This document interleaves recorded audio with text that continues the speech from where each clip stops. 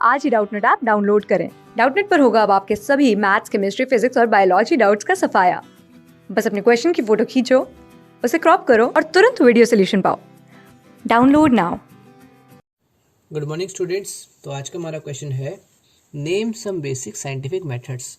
तो basically scientific methods क्या है? ये देखो, एक सिस्टमेटिक तरीका है, एक अप्रोच है कि हम लोग कैसे साइंस को स्टडी करते हैं, उसको समझते हैं। ओके, ये क्या है? एक simple method of studying and understanding concepts of science.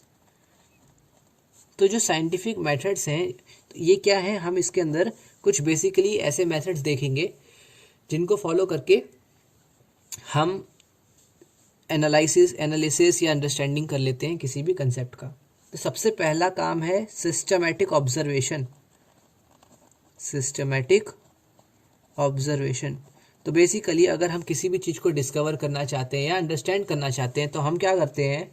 हम काफ़ी ऑब्जर्वेशंस लेते हैं, हमें नोटिस में आती है कि अच्छा ऐसा कुछ हो रहा है। एग्जाम्पल के लिए मैं इसमें न्यूटन का एग्जाम्पल लेता हूँ। न्यूटन के सर पे एप्पल गिरा, ओके, तो उसने इस बात को नोटिस किया। उसने और भी जगहों पे नोटिस किया होगा, सिर्फ एक एप्पल गिरने से नहीं, और भी बहुत जगहों पे उसने सोचा होगा कि ऐसा क्यों हो रहा है कि हर चीज़ जो है वो नीचे गिरती है, कोई चीज़ ऊपर क्यों नहीं चली जाती है ना। उसने सोचा तो होगा। तो उस हिसाब से उसको समझ में आया कि यार ये तो एक ऐसी ऑब्जर्वेशन है जो बहुत कॉमन है।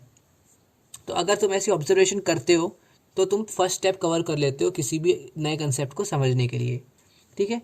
Second, controlled experiments. सेकेंडली तुम क्या करोगे? तुम कंट्रोल्ड एक्सपेरिमेंट्स परफॉर्म करोगे।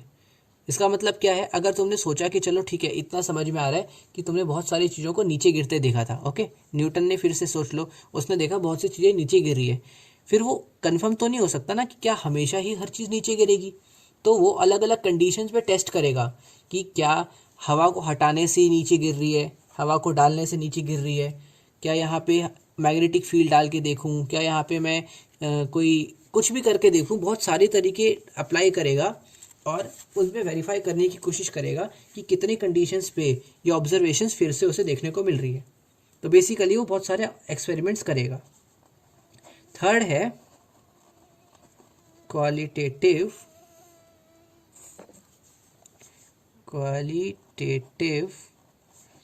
And quantitative reasoning. इसके बाद वो रीज़न करने की कोशिश करेगा कि चलो हमने कुछ ऑब्जर्वेशन देखे, हमने कुछ एक्सपेरिमेंट्स करे जिनमें हमें कुछ रिजल्ट्स मिले होंगे, तो वो उन रिजल्ट्स को देख के समझने की कोशिश करेगा कि ऐसा क्यों हुआ, कैसे हुआ, किस रीज़न से हुआ, और क्वांटिटेटिवली समझने की कोशिश करेगा। क्वांटिटेटिवली उसका रीज़न ढूंढने की कोशिश करेगा कि कितना अमाउंट में हुआ। मतलब अगर कोई चीज़ नीचे गिर रही है तो किस स्पीड के साथ गिर रही है, ज़्यादा स्पीड के साथ गिर रही है, कम स्पीड के साथ गिर रही है ना। तो उसको इन सब चीज़ों को भी नोटिस करना पड़ेगा। ऐसे क्वांटिटेटिव चीज़ों को भी निकालना पड़ेगा जो कैलकुलेट वगैरह करने में हमारी हेल्प करे। अगला काम वो मैथमेटिकल मॉडलिंग करेगा। मैथमेटिकल मॉडलिंग, इसका मतलब है कि वो क्या करेगा? वो कोशिश करेगा जो जो उसने अब तक समझा उसको इक्वेशंस के फॉर्म में बना पाए या किसी मैथमेटिकल फार्मूला का फॉर्म बना पाए उसका, ताकि आगे कोई भी बंदा उसको यूज़ कर सके, उसको इजीली समझ सके और उससे सॉल्यूशंस कर सके। ठीक है। फिफ्थ है प्रिडिक्शन। देखो, अब तक हम लोगों ने एक कोई नया कंसेप्ट जो है डिस्कवर कर लिया, हमने उसको ऑब्जर्व किया था, फिर हमने एक्सपेरिमेंट में चेक किया कि एक अलग अलग तरीके से क्या क्या रिजल्ट्स आ सकते हैं। हमने उन रिजल्ट्स को समझा, ऐसा क्यों हो रहा है, कितना हो रहा है। ठीक है। फिर हमने उस सब चीज़ से कोई इक्वेशन बनाई।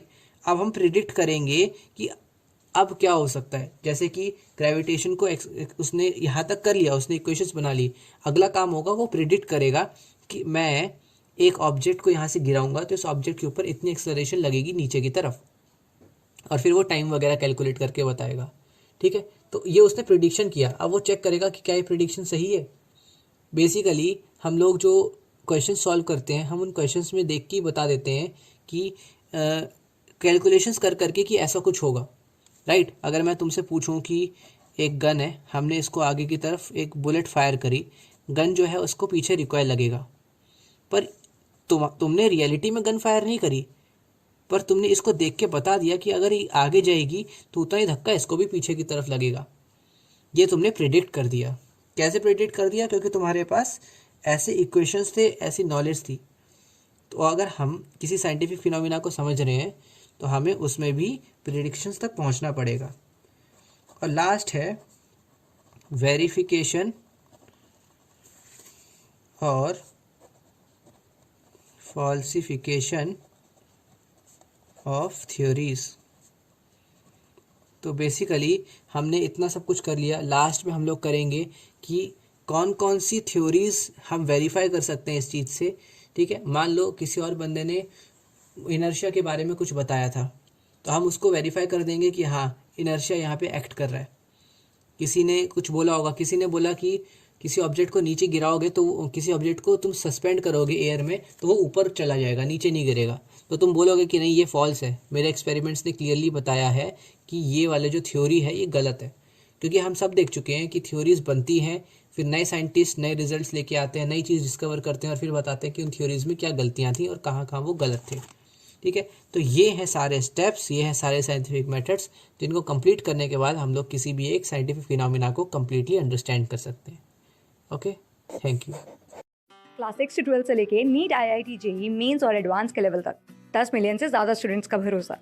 आज ही डाउनलोड करें डाउटनेट ऐप या व्हाट्सएप कीजिए अपने डाउट्स 8400 400 400 पर।